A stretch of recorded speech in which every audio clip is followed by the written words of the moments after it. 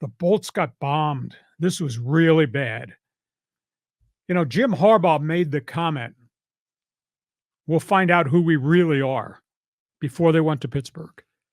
They found out. They got belted. They lose the game.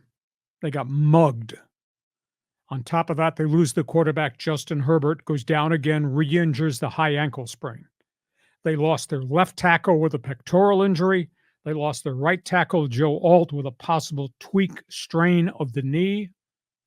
Could not run the football at all, could not protect the quarterback at all, could not stop Pittsburgh's run, which was negligible at all.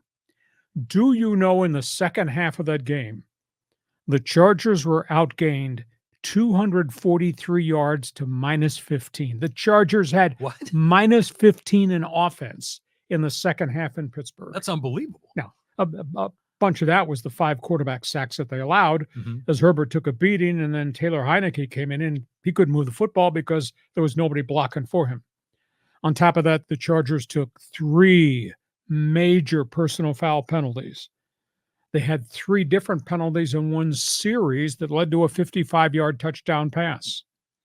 They made Justin Fields, the journeyman quarterback who was fighting for his NFL life, look like a superstar throwing the football. And they just did not cover tight ends. They did not cover the wide receiver deep down the seam. We'll find out who we really are. You're really in trouble. And no amount of Jim Harbaugh's tent revival speech can remedy the fact his quarterback is hurt and both of his tackles are dinged up. And by the way, here comes Kansas City this weekend. That's tough. So all the enthusiasm has to be tempered down right now. To quote my co-host, whose favorite off-air comment is a can of whoop ass. That's what it was. That's what happened in Pittsburgh. Boy, the Steelers just stomped them. And you look at the Steeler roster and you say, how the hell can they be 3-0? They have a backup quarterback. They don't throw deep hardly at all. They got a mixed bag running backs. There's nobody that terrorizes you. Najee Smith doesn't do that. How the hell could they be 3-0? Well, they're living off their defense and TJ Watt and making a lot of things happen. So Jim Harbaugh, we'll find out who we really are. You really got some problems that you can't solve with another tent revival speech in front of the media. It's only one loss, but the problem is this is a loss that has spillover for the next couple of weeks because Justin Herbert is re-injured that high ankle sprain, and maybe he came back too soon. Now he's tweaked. Now he's hurt again. And if you don't have your left tackle or maybe even your right tackle, you got some real problems. John, the floor is yours. This is payback for Dennis Gibson in 1994. No, this was interesting at first. I mean, when you saw Justin Herbert get out there, he looked pretty good.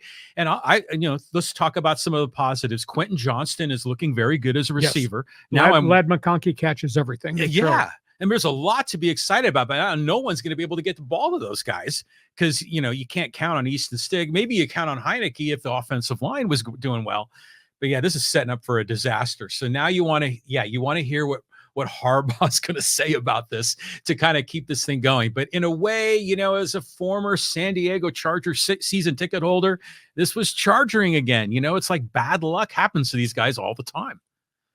And by the way, here comes Patrick Mahomes in Kansas City. Yeah. And they're really dinged up, but they continue to win. They find ways to win because of that quarterback. That's going to be a fascinating game this weekend, the Bolts against the Kansas City Chiefs. Okay, Charger fan or transplanted, deported Steeler fan, get on Fans Forum. Express an opinion of what you saw on the weekend.